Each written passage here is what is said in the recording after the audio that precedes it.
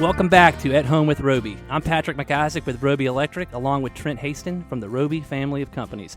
Visit us today at andrewroby.com or find us on the WBT.com homepage.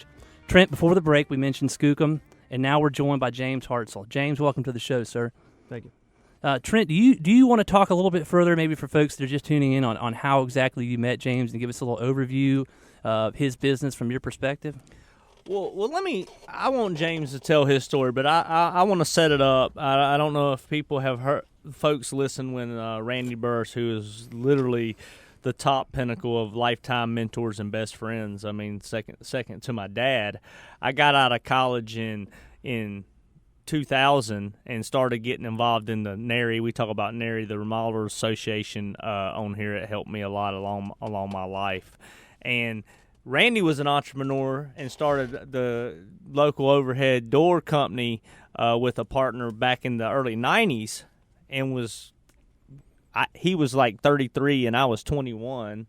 And I go to this dinner meeting, scared as a cuckoo bird, and Randy comes up and says, "Man, I'm going to take this little dude under my wings and see what he's all about. Either he'll fail or either we'll become fast friends, and I'll be able to work with Roby and him with me, and we'll learn from each other." And through that trust and that opportunity, Randy became one of my very dearest friends and taught me so much. Along the same lines, where Randy's from Locust, out Almar Road, way out Almar Road, and he was friends with James's father and the Hartsell family.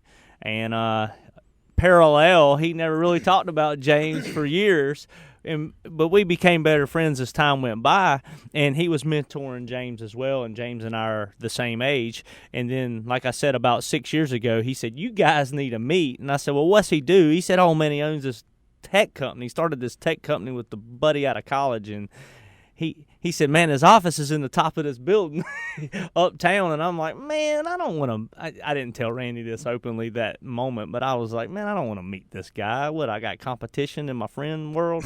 So, and he called me he called me whippersnapper or little man or something, and he had a nickname for James. But then, like I said, James and I met, and we've become really, really dear best friends. And so, James, you went to UNCC. You're from Eastern Mecklenburg County or Locust or wherever. You can clear me up. So tell your story. Give us a 1 or 2 minute about how you became an entrepreneur, how it came about. I know your dad's a contractor. Sure, and even before I get into that, I guess you can tell how good of friends people are by how badly they treat each other. Right, so I get introduced as the guy you wanted to punch in the eye. I guess it's just until you saw me, because I'm twice as big as you are. Yeah, I was about to say, you're all right there, James. I think you can handle yourself. But and the other side of that introduction story is that I was at the same spot. I was like, who's this redneck went this stupid construction company? I have no interest. Because you grew up with your dad owning the construction company. So anyway, got out, went to UNCC, met what was my future business partner.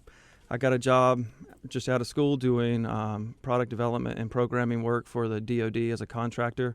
So we basically built business systems for those guys. And I learned a lot. There's really good people there. There were interesting problems, but it formed my opinion of the type of business that I wanted to run. So 24 years old, somewhere around in there, my dad tells me to call Randy if you want to start a business. He knows a little something about it. So that's when our relationship started. And then I started the business in 2005 when I was 24 years old, and you sort of ground it out for 7 years, and we learned along the way. So at this point, we are a full service digital agency. We work mainly for large enterprise clients and say technology driven mid market companies that's trying to differentiate themselves with technology. So essentially, what we do is we advise on business technology.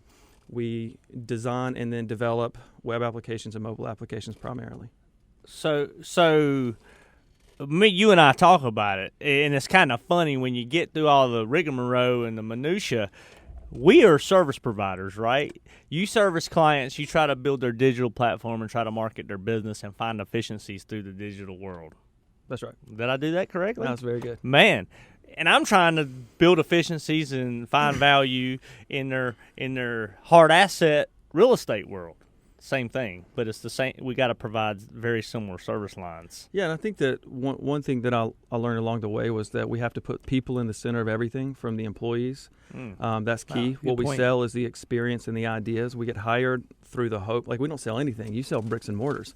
We sell solutions to problems that they haven't even created yet, and they pay us good money for an untold solution. So from employee side, we have to focus on employees because we have to get the best people to get the best ideas and solutions.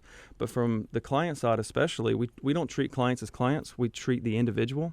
So we're trying to say, like, what does Blake need? Not what does Wells Fargo need, right? So of course, our business managers, like the business owners, their goals are set through the organization, but we have to make sure that we do a job to solve the problem for that person. And I think a lot of service companies, they're not personalized enough. They're thinking about their clients as a company, they're thinking about their people as employees, and they're not thinking about the individual. And I think that's the thing that separates us. James, I want to touch on what you were saying, selling on the experience. But real quick, just if you're just tuning in with us, you're listening to At Home with Roby, visit us today at andrewroby.com or give us a call at 704-334-5447. Again, we're here with James Hartsell of Skookum, and you talked about selling an experience, selling to the individual. I think that's something that we all could agree on is a big part of our business, both from the Roby service side and the Roby construction side.